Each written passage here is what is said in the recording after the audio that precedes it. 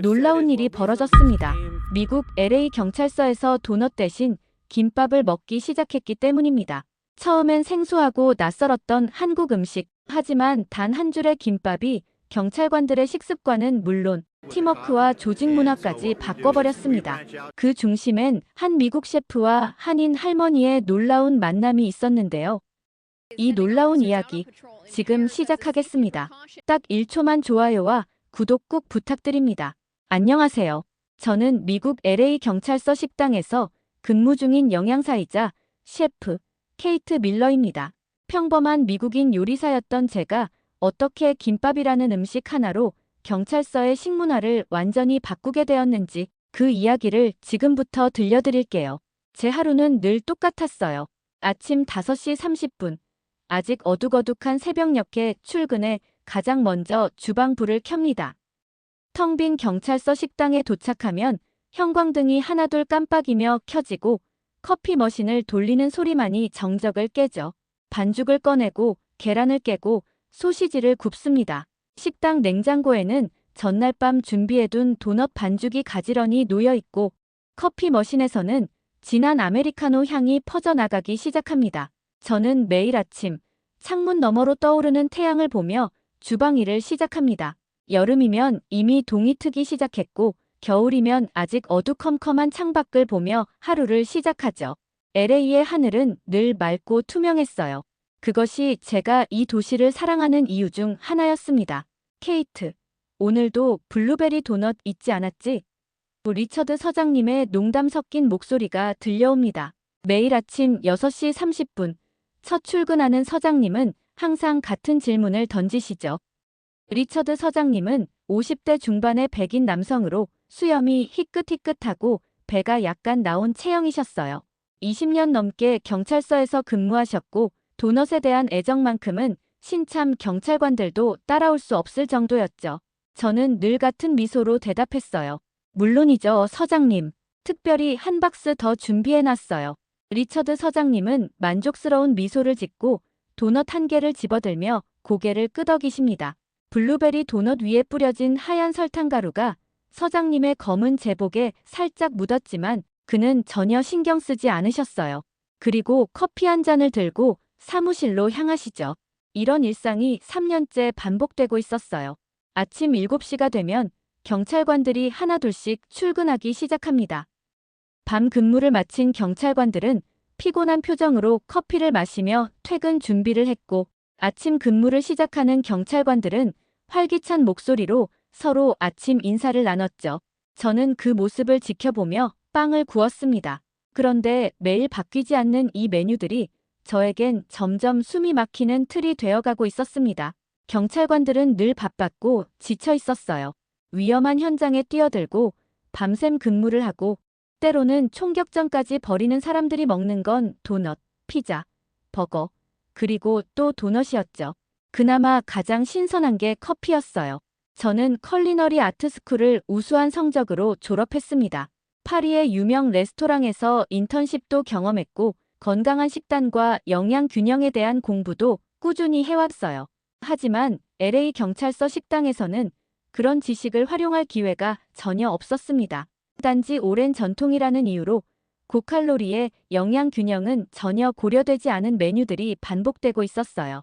도넛은 빠르게 먹을 수 있었지만 그 누구도 그것이 건강한 식사라고 말하지 않았습니다. 전 그게 늘 마음에 걸렸어요.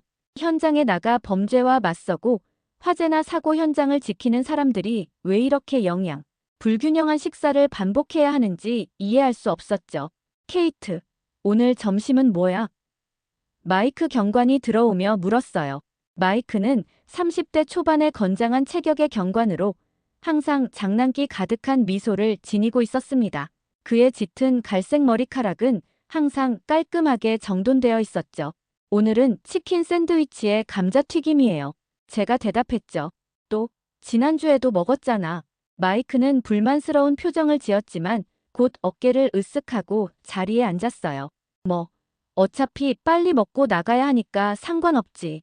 이런 대화가 매일 반복되었어요. 저도 변화를 주고 싶었습니다. 신선한 샐러드나 건강한 그릴 요리, 다양한 국가의 요리들을 소개하고 싶었죠. 하지만 식단을 바꾸자는 말은 꺼낼 수 없었습니다. 오래된 습관, 익숙한 입맛, 그리고 조용한 불만. 그 안에서 저는 그저 제때 나오는 도넛 담당자로 머물러야 했어요. 점심시간이 되면 주방은 분주해졌습니다.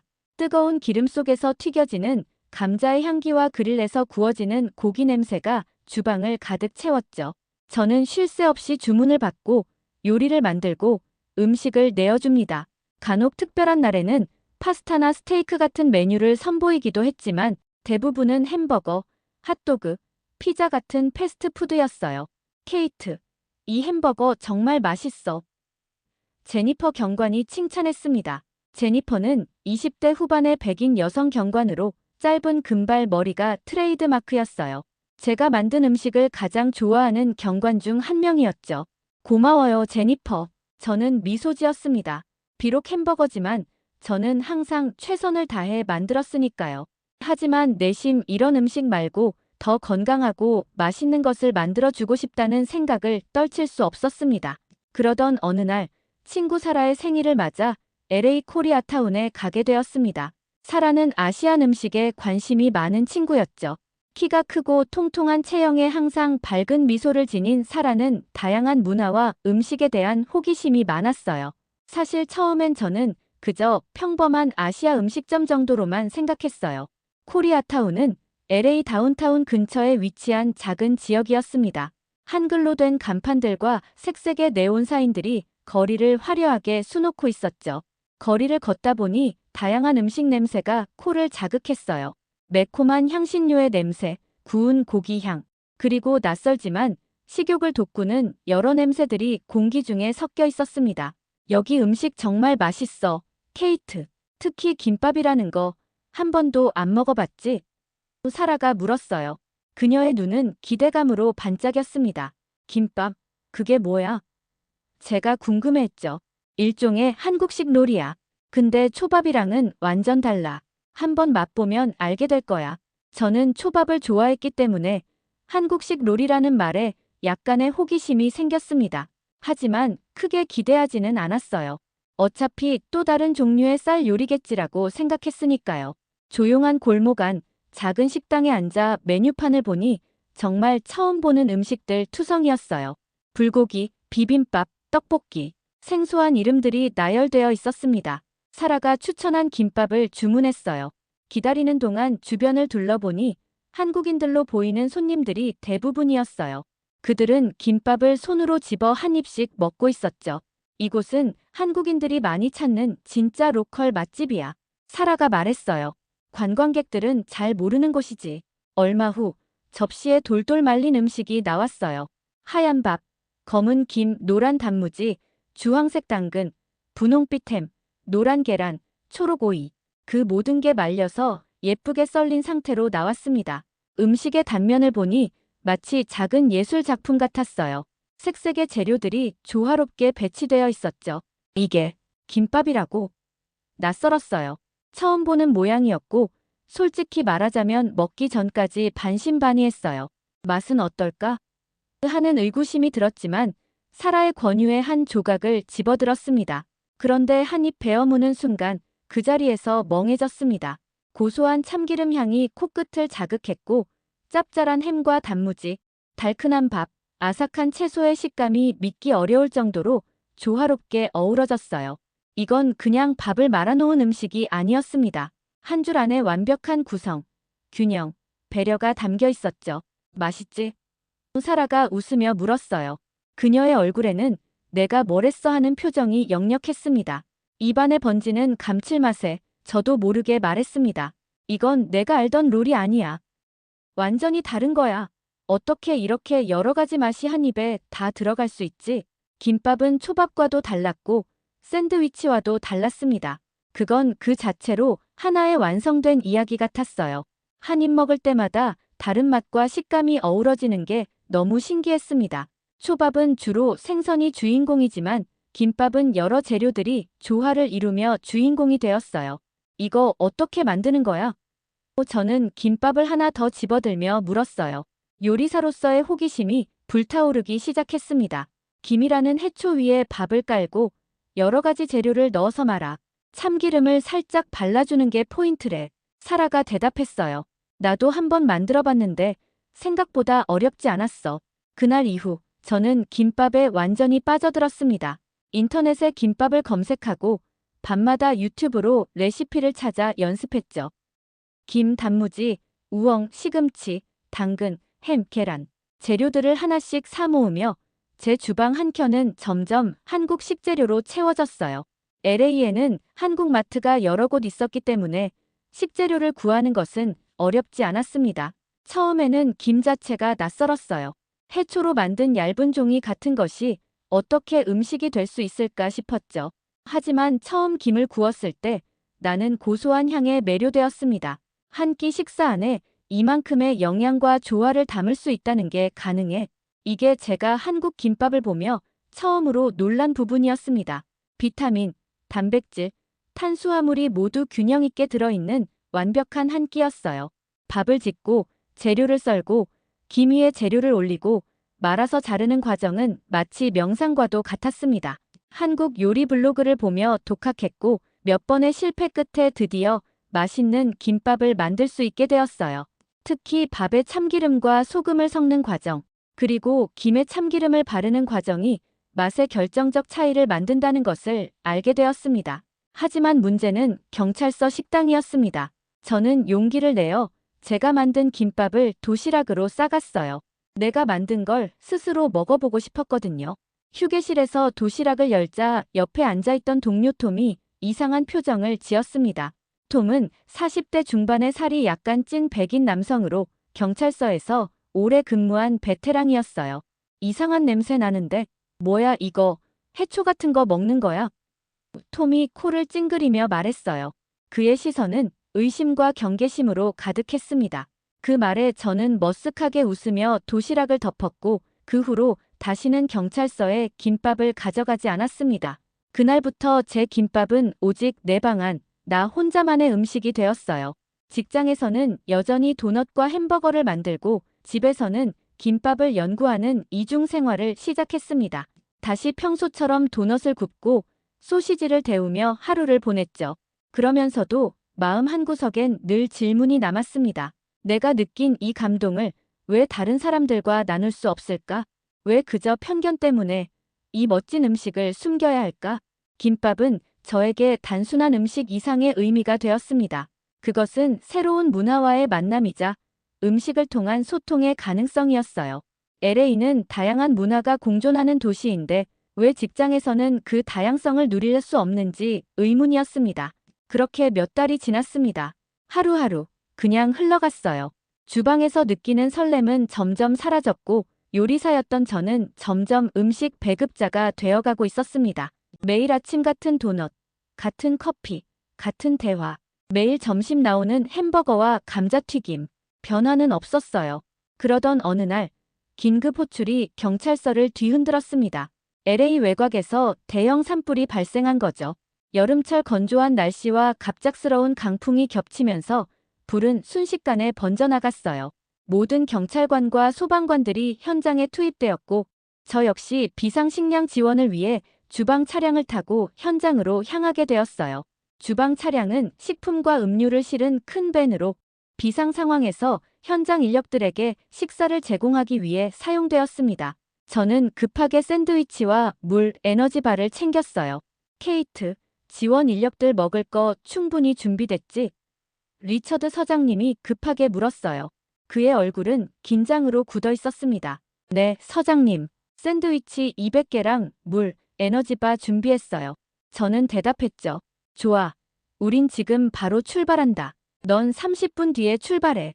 경찰차들이 사이렌을 울리며 하나둘씩 떠나갔습니다. 저는 주방으로 돌아가 마지막 준비를 하고 있었어요. 그때 제 시선이 냉장고 한켠에 있던 김밥 재료들에 닿았습니다. 어제 집에서 가져온 김과 참기름, 그리고 몇 가지 채소들이었죠. 순간 머릿속에 생각이 스쳤습니다. 현장에서 오랜 시간 싸우는 그들에게 정말 필요한 건 뭘까? 단순한 에너지가 아니라 균형 잡힌 영양과 포만감 아닐까? 그날 제 인생이 바뀌게 되는 사건이 벌어집니다. 그리고 그 시작은 바로 김밥 한 줄이었습니다. 그날 아침 LA 외곽에서 대형 산불이 발생했다는 긴급 호출이 들어왔습니다. 비상 사이렌이 울리고 경찰서는 순식간에 전쟁터처럼 변했어요. 뉴스 화면에는 거대한 연기 기둥이 솟아오르고 있었고 시청은 비상사태를 선포했죠. 동시에 산불 진압 현장 지원을 위한 인력과 물자 요청이 쏟아졌습니다. 케이트, 최대한 많은 식량 준비해. 이번엔 장기전이 될 거야. 리처드 서장님이 주방으로 뛰어들어 말했어요. 저는 급히 냉장고를 열고 재료들을 꺼냈습니다. 빵, 햄, 치즈, 야채들. 모든 걸 쏟아부어 샌드위치를 만들기 시작했죠. 손이 떨릴 정도로 긴박한 상황이었지만 최대한 빠르게 움직였어요. 모든 경찰관과 소방관들이 현장에 투입되었고 식당에도 비상식량 준비 명령이 내려진 상태였습니다. 케이트, 식량 준비 어디까지 됐어? 마이크 경관이 주방문을 열고 물었어요. 샌드위치 150개, 도넛 10박스, 물 200병 준비 완료됐어요. 제가 대답했죠. 좋아, 15분 후에 출발이야. 현장에서 6시간은 버틸 수 있게 해줘. 전 평소처럼 도넛 박스와 샌드위치 수십 개를 준비해 경찰서 주방차를 타고 출동했습니다. 하지만 준비하는 내내 마음속엔 이런 날, 김밥 한 줄이면 얼마나 좋을까 하는 생각이 들었어요. 김밥은 손으로 들고 먹기 좋고 영양도 균형 있게 들어있고 무엇보다 포만감이 오래가는 음식이니까요. 주방차는 사이렌을 울리며 산불 현장으로 향했습니다. 창밖으로 보이는 LA의 풍경이 평소와는 달랐어요. 사람들은 불안한 표정으로 하늘을 올려다보고 있었고 차들은 도시 바깥으로 빠져나가느라 교통체증이 심했습니다. 하늘은 점점 더 검은색으로 변해가고 있었죠. 저기 봐, 불이 얼마나 큰지. 운전하던 제임스 경관이 말했어요. 멀리서 보이는 연기 기둥은 마치 화산이 폭발한 것처럼 거대했습니다. 점점 가까워질수록 공기도 탁해지고 숨쉬기가 어려워졌어요. 산불의 위력을 실감하게 되는 순간이었죠. 현장에 도착하자마자 숨이 턱 막혔습니다. 검은 연기가 하늘을 뒤덮고 타는 냄새와 긴장감이 사람들을 짓눌렀죠. 소방관들은 불길과 사투를 벌이고 있었고 경찰관들은 주민 대피, 교통, 통제, 진입 금지선을 설치하느라 눈코 뜰 새 없이 움직이고 있었습니다. 도넛을 꺼내놓는 제 손도 떨릴 정도로 현장은 혼란 그 자체였어요. 식사 배급합니다. 저는 큰 소리로 외치며 샌드위치와 도넛을 테이블에 펼쳐놓았고 지친 경찰관들이 하나둘씩 다가오기 시작했습니다. 그들의 얼굴은 그을음으로 까맣게 변해 있었고 눈에는 피로가 가득했어요. 물을 한 번에 들이키는 모습을 보니 얼마나 힘든 상황인지 실감할 수 있었습니다. 그때였습니다. 어디선가 들려온 목소리. 야, 이거 대박이다. 진짜 맛있어. 너도 먹어봐. 고개를 돌려보니 지친 얼굴의 소방관 한 명이 김으로 말린 뭔가를 들고 입에 넣고 있었습니다. 순간 심장이 멈춘 듯 했습니다. 김밥이다. 익숙한 그 비주얼. 하얀 밥, 검은 김, 노란 단무지, 붉은 당근, 분홍햄. 그 장면은 마치 내 꿈속 장면이 현실로 튀어나온 것처럼 느껴졌습니다. 저는 무의식적으로 그 소방관에게 다가갔어요. 그거 어디서 구하셨어요? 소방관은 김밥을 한 입 더 베어 물고는 손가락으로 가리켰습니다. 저쪽 자원봉사자들이 나눠줬어. 한국 음식인가 봐. 그제야 제가 눈치채지 못했던 작은 테이블이 보였습니다. 한인회에서 함께 지원을 나왔다는 걸 그제야 알게 되었죠. 검은 장갑을 낀 자원봉사자들이 도시락통을 열고 하나하나 김밥을 꺼내어 나눠주고 있었습니다. 그 모습은 말 그대로 예술 같았습니다.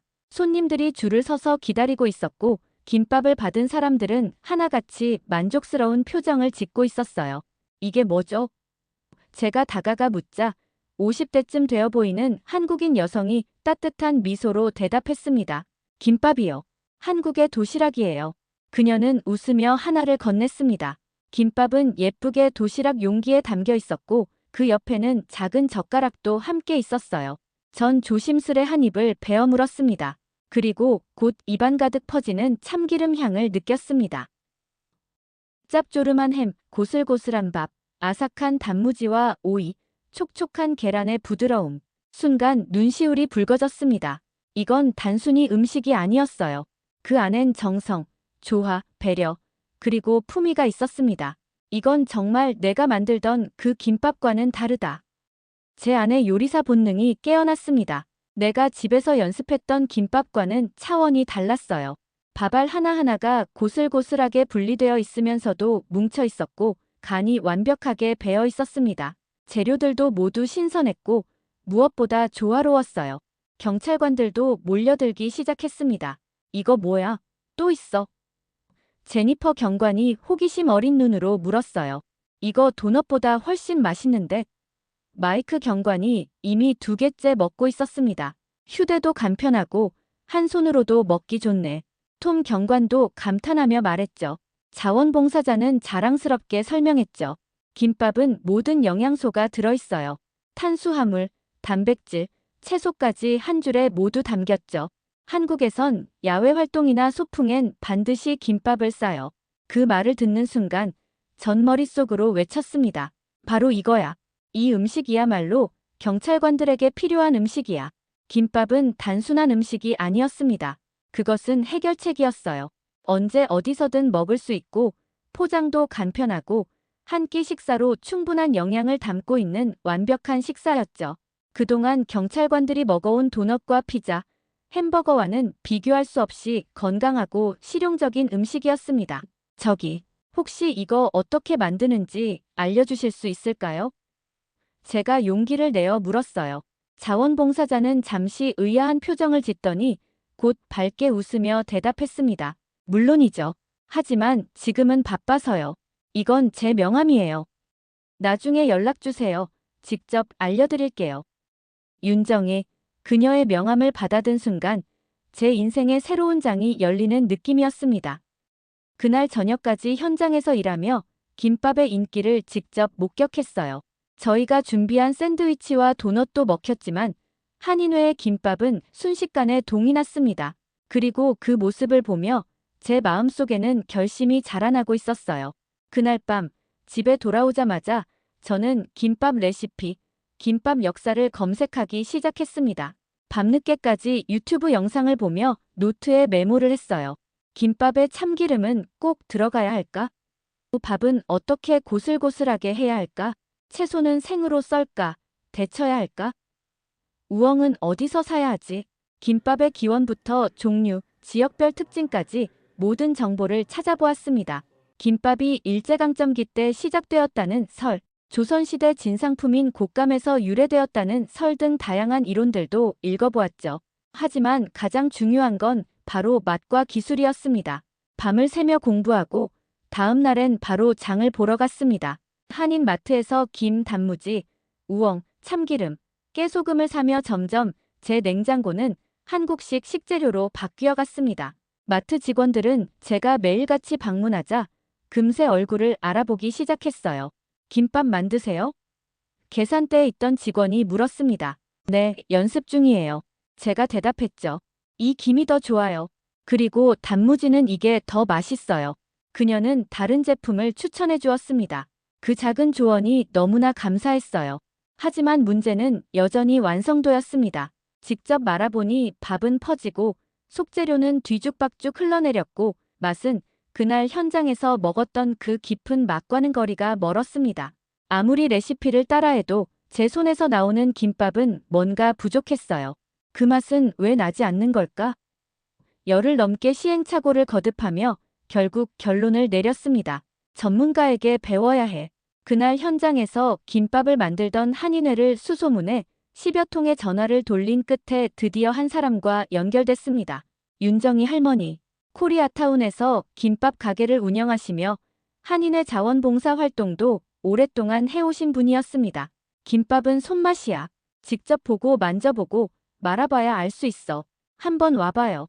전화기 너머로 들려오는 그 따뜻한 말에 마치 누군가가 제 등을 토닥인 것 같았습니다. 용기를 내어 요청하길 잘했다는 생각이 들었어요. 그 주말 처음으로 코리아타운을 찾았습니다. 곳곳에 한글 간판이 보였고 어디선가 흘러나오는 K-팝, 김치 냄새, 마트의 낯선 향신료들. 그 모든 풍경이 낯설지만 이상하게 정겹게 느껴졌습니다. 윤정희 할머니의 가게는 아담했지만 눈에 띄게 정리정돈이 잘 돼 있었고 공기마저 깨끗하고 따뜻했습니다. 할머니는 70대임에도 불구하고 눈빛이 또렷하고 손놀림이 날렵했어요. 흰 앞치마를 두르고 저를 반겨주셨죠. 케이트죠? 들어와요.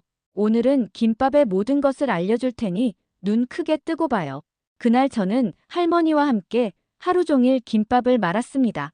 당근을 볶는 시간, 시금치를 살짝 데쳐 소금으로 무치는 온도, 밥에 넣는 참기름과 소금의 비율, 김의 방향과 밥의 두께인 말대의 손가락, 압력. 그 어느 것도 허투루 넘어가는 게 없었습니다. 이렇게 단무지는 가장자리에 놓고 햄은 중앙에 놓아야 해. 할머니는 정확한 위치를 알려주셨어요. 참기름은 이렇게 조금만, 너무 많이 넣으면 밥이 질척해져. 할머니의 손은 마치 마법사의 손처럼 느껴졌습니다. 김밥은 재료가 아니라 손의 마음이야. 할머니의 말씀에 저는 깊이 공감했습니다. 정성을 담아야 김밥도 말랑하게 받아줘. 그 말에 눈물이 핑 돌았습니다. 저는 요리사지만 그동안 정성이라는 단어를 잊고 있었던 거예요. 경찰서 주방에서 기계적으로 음식을 만들며 요리의 가장 중요한 요소를 잊고 있었던 겁니다. 5번 실패 끝에 할머니는 제 김밥을 한 조각 드셔보시곤 말했어요. 좋아. 이제 제대로 배울 준비가 됐네. 그날 이후 할머니는 저를 여러 김밥 가게로 데려가 주셨습니다. 전통 김밥, 참치 김밥, 불고기 김밥, 치즈 김밥, 고추장 김밥, 그리고 퓨전 아보카도 김밥. 각 가게마다 맛은 다르지만 한 가지 공통점이 있었죠. 모두 정성을 담고 있었고 서로를 위한 마음이 그 한 줄 안에 녹아 있었습니다. 코리아타운을 다니며 저는 또 다른 문화를 경험하게 되었어요. 한국인들의 음식에 대한 자부심, 정이라는 개념, 그리고 나눔의 문화까지. 김밥 하나를 통해 저는 새로운 세계를 만나고 있었습니다. 며칠 뒤 윤정희 할머니는 제게 이렇게 말하셨습니다. 우리 한인회에서 직접 김밥을 만들어 경찰서에 가보는 건 어때요? 김밥데이 같은 특별한 날을 만들면 경찰관들도 부담 없이 한국 음식을 접할 수 있지 않을까? 저는 말문이 막혔습니다. 그건 제가 꿈꾸던 바로 그 그림이었거든요. 경찰관들에게 건강한 한 끼를 제공하는 것, 그들의 식문화에 긍정적인 변화를 주는 것, 그리고 한국 음식의 우수성을 알리는 것, 모든 게 한 번에 이루어질 수 있는 기회였습니다. 정말 그렇게 해주실 수 있으세요? 제 목소리가 떨렸어요. 할머니는 따뜻하게 웃으며 대답하셨습니다. 당연하지. 우리 한인회는 LA 경찰들에게 늘 감사하게 생각하고 있어요. 이건 우리가 할 수 있는 작은 보답이지. 그렇게 며칠 후 경찰서 역사상 최초의 김밥데이가 열리게 됩니다. 그리고 이 작은 시도가 LA 경찰서의 식문화를 완전히 바꾸게 될 줄은 그때는 아무도 몰랐답니다. 김밥데이는 예상보다 훨씬 큰 반향을 불러일으켰습니다. 식당에는 활기가 넘쳤고 경찰관들은 김밥 정말 맛있어요. 한 손으로 들고 먹기 좋아요. 이게 현장 근무에 딱이네요 같은 반응을 쏟아냈습니다. 그날을 기점으로 경찰서의 공기가 달라졌고 화요일과 목요일 김밥데이가 정착되었어요. 하지만 세 번째 김밥데이, 브라이언 경관이 참기름 알레르기 반응을 보이는 사건이 발생했습니다. 그 후 분위기는 급격히 바뀌었어요. 왜 한국 음식을 식당에서 강제로 먹어야 하냐? 도넛은 언제 다시 나와요? 같은 불만이 커졌고 심지어 미국 음식을 돌려달라는 소규모 시위까지 벌어졌죠. 서장님은 저를 불러 김밥 제공을 중단하라고 했습니다. 케이트, 지금은 김밥을 멈추는 게 좋겠어.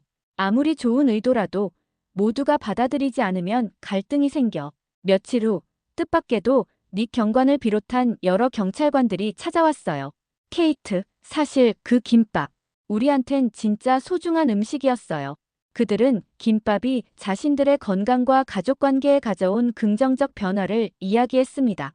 용기를 얻은 저는 서장님께 LA 경찰서 김밥 재도입 운영 계획안을 제출했어요.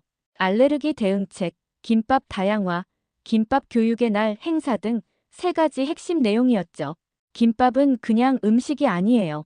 그 안엔 한국의 손맛, 정성, 균형감, 공동체 정신이 담겨 있어요. 서장님은 한 달간의 시범 운영을 허락해 주셨고 김밥 교육의 날에는 윤정희 할머니와 50명 넘는 경찰관들이 참여했습니다.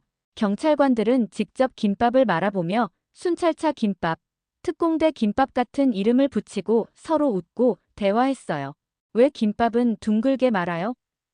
톰 경관의 질문에 윤정이 할머니가 답했습니다. 서로의 모서리를 없애고 하나로 어우러지기 위해서요. 한 경관이 감탄했죠. 음식이 철학이 될 수 있다는 걸 처음 알았어요.